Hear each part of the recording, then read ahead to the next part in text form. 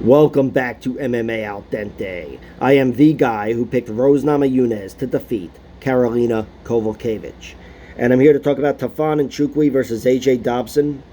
AJ is 6'2", 31 years old, and he's got 1 inch of height but giving up 1 inch of reach to 28-year-old Tafon and Nchukwi, who is 6'3". As my cat Stevie shows up. AJ Dobson, he has 2 losses. As I said, they're both in the UFC. He lost to Armin Petrosyan and to Jacob Malkoun, both by decision. The Malkoun fight, he was out-wrestled. Out-wrestled in the end, anyway. In round 1, he was doing pretty well, really getting off early. But then once he was taken down, it just only became more easy as the fight went on. And Jacob Malkoun, he's just a fucking nightmare if he could take you down.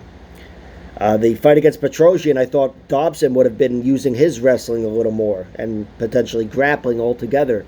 And he did. He did take down Petrosyan a few times, I think, but never really secured much control time. Petrosyan was able to keep the fight standing, and on the feet, Petrosyan was just quicker and ended up doubling his volume in the end, AJ Dobson. And even though Dobson raised his hands in victory in the end, I think he knew he was a step behind the whole way in that fight. He's got some impressive wins. 3 via knockout, 2 via submission, 1 via decision. He's beaten the guy Hishem on the Contender Series. He got him out of there with a rear naked choke. He beat Kalen Hill by knockout. Kalen Hill's a dangerous guy who is definitely a good fighter, even though he's kind of hasn't proven it maybe, but I think he's a good fighter. And that's the thing with Dobson. Dobson, he's known as a good striker, but I don't think he's respected for his power because he just hasn't shown it since he's been in the spotlight, under the spotlight. I think AJ Dobson does have really good power, though. And I think it's only a matter of time before it shows itself, and it could happen here. The only reason I'm bringing up his power is because Tafon and Nchukwi, he's got 3 losses, and 2 of them are by knockout, and they're in his previous 2 fights. Azamat Murzakanov and Carlos Ulberg. Murzakanov got him out of there in round 3. It was with a jumping knee, which really was set up by a big punch right before that made him stagger back. And that was a sudden victory, a sudden turn of events, because Murzakanov was out of that fight before that. He was losing. He was a total step behind, kind of like AJ Dobson was to Petrosyan. Tafon and Nchukwi was leading the dance. I don't know the numbers there, the stats, but I'm sure Tafon was definitely pulling ahead. And it seemed like he had Murzakanov really flustered. Tafon and Nchukwi, he's got deceptively good striking. He's a slow and plodding guy, so he's never going to be given that much respect. He doesn't move around and look all fluid and whatever. But he's got really great range management and solid power, of course. And he's a good striker altogether. He's got a good jab from both stances, even though he'd rather fight as a southpaw. And he's got great kicks as well. We've seen them produce some results. He attaches high kicks onto the ends of his combinations. He knocked out that guy Matavo in the Contender Series to get into the UFC, and that was with a head kick. Even though it wasn't really with a combination. He was kind of just spamming head kicks in the end. Really just forcing the finish because it was an inevitability with that guy. That was a mismatch. But he also knocked down Jamie Pickett with a head kick in round 3. Might go down as a knee or whatever, but he started it off with a head kick. That's the one that rocked him. And he doesn't just throw high, too. He's got good kicks everywhere, to the body and legs. And that's what was missing in the Murzakanov fight. Murzakanov had no leg kicks on him. Tafon was beating him up down low and everywhere else. And it just seemed like the perfect fight for him. And then, boom. Things came crashing down suddenly, and then his next fight against Carlos Ulberg, he was pretty much steamrolled.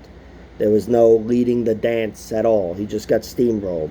So I have doubts about him moving forward, no doubt. Even though he's 28 years old, despite looking 52 or whatever, he's only 28, but 2 knockout losses in a row against a guy with deceptively good power against AJ Dobson. It's got me concerned a little bit.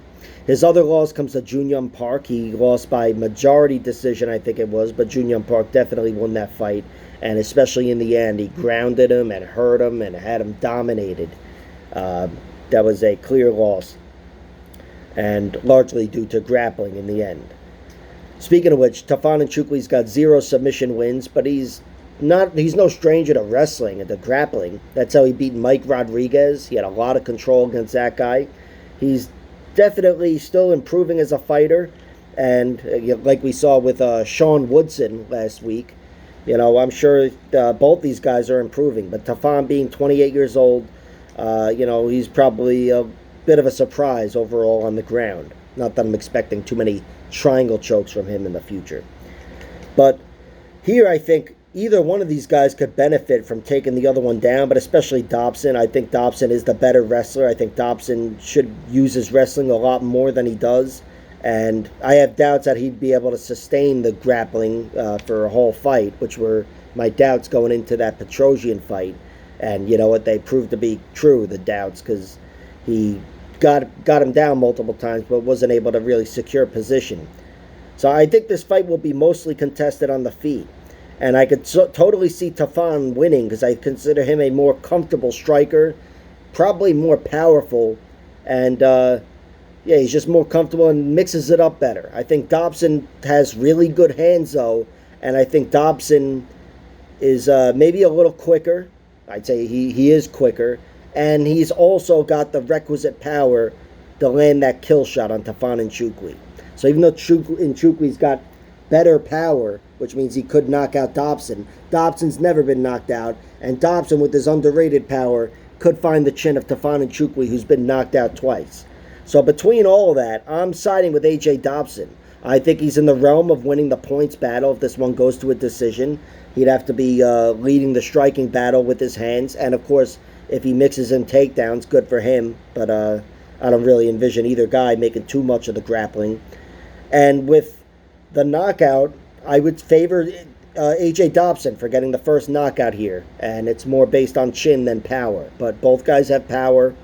One guy might not have a chin. So altogether, I'm signing with A.J. Dobson. I bet on him at plus 115, and I will see how it goes. Like, share, subscribe, all that horse shit. Check out my other video.